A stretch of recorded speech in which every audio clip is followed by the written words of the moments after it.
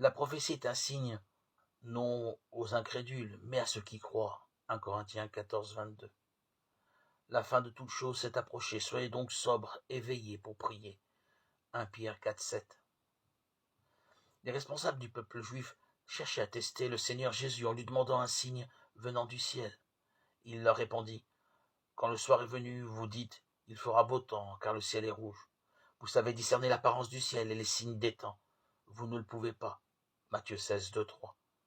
Il refusait les preuves évidentes de la divinité de Jésus qui avait déjà guéri des personnes handicapées, avait multiplié des pains pour nourrir une foule, ressuscité une jeune fille.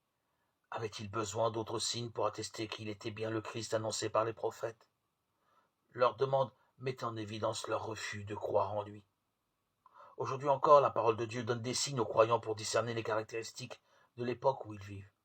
Dans les derniers jours, il surviendra des temps difficiles. Les hommes seront égoïstes, avares, blasphémateurs, désobéissants à leurs parents, ingrats, cruels, n'aimant pas le bien. 2 Timothée 3, 1, 3. Que voyons-nous autour de nous? N'est-il pas clair que nous sommes arrivés à ces temps de la fin?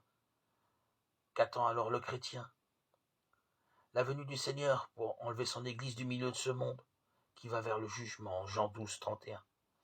Discerner les temps, ce n'est pas chercher à connaître la date du retour du Seigneur, connaissance réservée à Dieu le Père, Matthieu 24, 36. C'est comprendre les signes distinctifs de notre époque, annoncés par la parole de Dieu, afin de nous réveiller pour attendre Christ.